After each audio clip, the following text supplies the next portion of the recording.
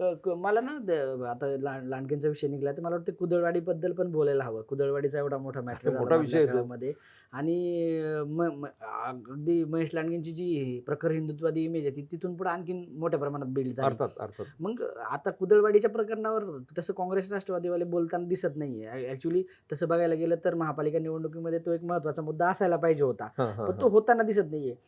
काही मुस्लिम मतांचं राजकारण वगैरे याच्यामागे काही की किती मुस्लिम मतं आहेत आणि मग ती कुणाच्या बाजूने आहेत, काय परिस्थिती अशी वगैरे?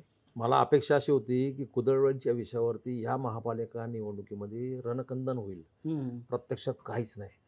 भाजपवाले तो मुद्दा मधून-मधून मांडतात. हं, कशासाठी? की हा सगळा प्रचाराचा मुद्दा भ्रष्टाचाराच्या मुद्द्याहून हिंदू-मुस्लिमवरती यावा. हं, तो डायव्हर्ट होणार नाही तिकडे. तो हं, भ्रष्टाचाराच्या लाईनवरती शेवटपर्यंत चालणार आहे. हं, परंतु कुदळवडीची कारवाई हा विषय फार गंभीर आहे. हं, देशामध्ये सर्वात मोठी अतिक्रमण कारवाई ती झाली. हं, 4,500 अतिक्रमणं पाडली गेली. हं, काय सांगितलं गेलं त्यावेळेस? हं, की या ठिकाणी बांगलादेशी आहे, घुसखोर आहेत, रोहिंग्या रोहिंग्या आहेत. हं, प्रत्यक्षामध्ये एकही बांगलादेशी, एकही घुसखोर, एकही रोहिंग्या सापडले नाही. हं, सांगितलं गेलं की इंद्रायणी नदीचं प्रदूषण फार मोठ्या प्रमाणात होते. कशामुळे? कुदळवाडीतले भंगार मालाचे जे व्यावसायिक आहेत, ते स्क्रॅप जे धुतात, त्याचं पाणी नदीत मिसळतं म्हणून नदी प्रदूषित होते. हं, 2000 आपला 7 फेब्रुवारीला कारवाई सुरू झाली. 14 फेब्रुवारीला 25ला कारवाई हं, संपली. आज किती महिने झाले साहेब? आता 11 महिने होत आले. हं, इंद्रायणी नदी अजूनही काळवंडलेलीच आहे. शुद्ध झाली का नाही? हं, किती रोहिंगे पाकिस्तानी सापडले? एकही सापडलं नाही. हं, म्हणजे 950 एकर जमीन रिकामी केली तिथली सगळी पाडून भुई सपाट केली. हं, त्याच्यामध्ये 12 सगळ्यात महत्त्वाचा मुद्दा हिंदू मुस्लिम सोडा. त्याच्यामध्ये 1200 स्मॉल स्केल इंडस्ट्री झोपली. जवळपास प्रत्यक्ष अप्रत्यक्ष 1,00,000 लोकांचा रोजगार गेला. मग तिथं फक्त भंगार नव्हतं तर नाही, छोटे-छोटे उद्योग पण 1200 स्मॉल स्केल होते. पिंपरी चिंचवडमधल्या मोठ्या-मोठ्या उद्योगांना जे छोटे-छोटे छोटे-छोटे पार्ट पार्ट पाडले, बनवणारे. हं, ते 6,000 टोटल 6,000-7,000 आहेत जवळपास हं, हं, स्मॉल स्केल इंडस्ट्री. हं, त्यातली 1200 तिथं होती. हं, ती फाउंडेशन तिथलं आहे. हं, हं, कारण हं, तिथे कुठे परवानगी वगैरे घेत नव्हते ते. हं, त्याच्यामुळे तिथं त्यांनी उद्योग सुरू केले होते. त्याच्यामध्ये मुस्लिम फार थोडे होते. हं, 4-5% असेल. हं. जैन भंगाराशी निगडीत असलेले फक्त हां, व्यवसाय. हां. हां. जैन, गुजराती, मारवाडी, शीख आणि हं, मराठी हं, अशा सगळ्या लोकांची ती स्मॉल स्केल इंडस्ट्री होती. त्याच्यात कोटी-कोटीची 5-5, 6-6 कोटीच्या मशिनरी होत्या. सगळ्या मशिनरी त्या स्क्रॅपमध्ये गेल्या त्याच्यात. बापरे! मुस्लिम शहरात 30 लाखामध्ये 3 लाख मुस्लिम आहेत. हं. वास्तविक ते तरी या विषयावरती बोलतील आणि पुढे येतील असं वाटलं होतं. पण ते पण आवाज गप्प झाला. का तर ते घाबरतात. दहशत नाही पण झाली. कुदळवाडीमध्ये जे तुम्ही म्हणताय सगळे मुस्लिमच होते का? म्हणजे नाही, नाही, नाही, नव्हते. नाही, नाही, म्हणजे नाही. हे जे महाराष्ट्रभर प्रोजेक्ट केले जाते किंवा देश पातळीवर प्रोजेक्ट केलं गेलं, की ही सगळी जी तिथं होती भंगाराचीच दुकानं होती सगळी आणि सगळी मुस्लिमांचीच होती आणि ते मुस्लिम पण भारतातले नाही. ते सगळे बांगलादेशी, रोहिंगे वगैरे होते. हे सगळं खोटं आहे. हं, यूपी, एम-पी, बिहारमधला जो मुस्लिम समाज आहे, त्याचा हं, भंगारचा मोठा व्यवसाय आहे. ते तिथं आले. त्यांनी हं, एकमेकांचे पाहुणे तिथं आणले. हं, त्याच्यामुळे मुस्लिम वसाहत तिथं मोठ्या प्रमाणावर होती हं, हे मान्य आहे. हं, परंतु ते सगळे काय अतिरेकी आहे का? हं, म्हणजे सगळे मुस्लिम अतिरेकी अशा ह्याच्यात तुम्ही एक जात कसं सरसकट कसं मोजताय? ते चुकीचं होतं फार. हं, हं, एक आहे त्यांनी जे उभी केलेली ती वसाहत संपूर्ण ती सगळी टोटली बेकायदा होती. अतिक्रमण होती. हे 100% आहे. हं, हं. अतिक्रमणावर कारवाई झाली पाहिजे. बरोबर. पण हं. ते केव्हापासून 78 पासून तिथे ते वसाहत आहे. अच्छा 78 पासून होती ती. 78 म्हणजे पासून आहे. अलीकडल्या काळात नाही वाढली. छे, छे, छे, छे. हं, अलीकडच्या काळातला नाहीये ते. फार जुना व्यवसाय आहे तो.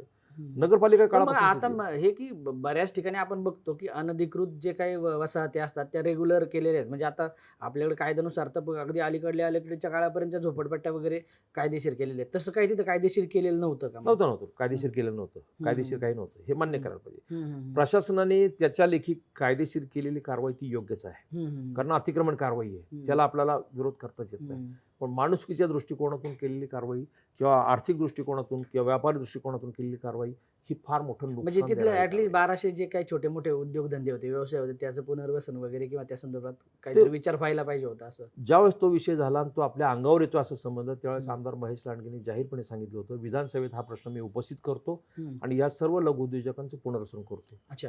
एक चकार शब्दही त्यानंतर काढला नाही. मग त्यांनी म्हणजे महेश लांडगेंची ही भूमिका होती, की हो, मी पुनर्वसन करतो हो. तिथल्या यांचं. त्यांनी जाहीरपणे त्या लोकांना सांगितलं होतं.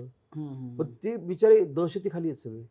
त्यांच्या स्वतःच्या खरेदी केलेल्या जागा आहेत. ते म्हणतात, हं. "ठीक आहे, आमचं बेकायदा होतं, तुम्ही भुईसपाट केलं, पाडलं. हं. आता आम्हाला परवानगी द्या." आता त्यांना बांधकाम परवानगी देत नाही.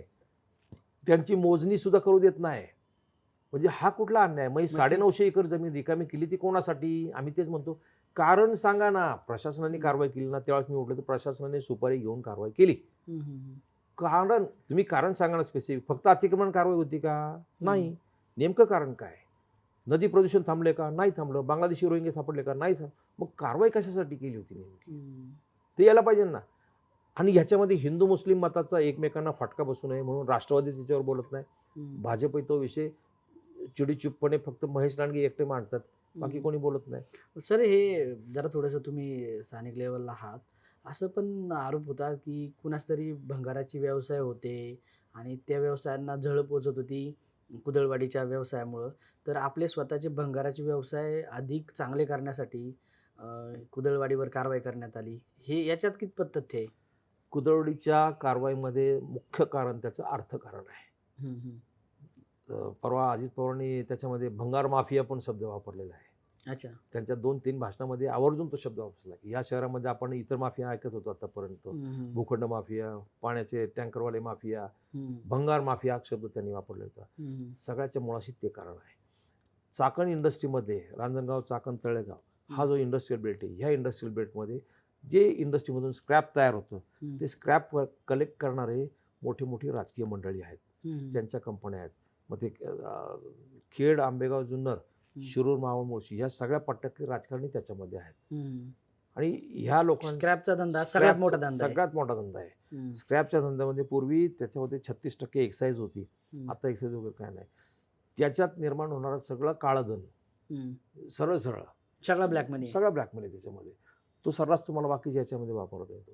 तो फार मोठा व्यवसाय आहे. म्हणजे भंगार, ह्या सगळ्या इंडस्ट्रियल बेल्टचं भंगार होतं, ते सगळं भंगार आणि कुदळवाडीच्या भंगारचा काय संबंध होता? ते अर्थकारण एकात एक पाय गुंतलेले आहेत ना. कारण कुदळवाडीमध्ये जे भंगार मालाची सगळी मोठी मोठी 1 एकराची 2 एकराची गोदामं होती तिथं. 1-2 एकराची 5-5, 6-6 ट्रक आतमध्ये उभे राहायच्या. बाहेर एखादा माणूस मारून पाडला तर ते गोदामात गाडायचे. इथपर्यंत हा जो क्राईम होता ना, हा गंभीर आहे. म्हणजे असं घडलेलं आहे तिथं? घडलेलं आहे.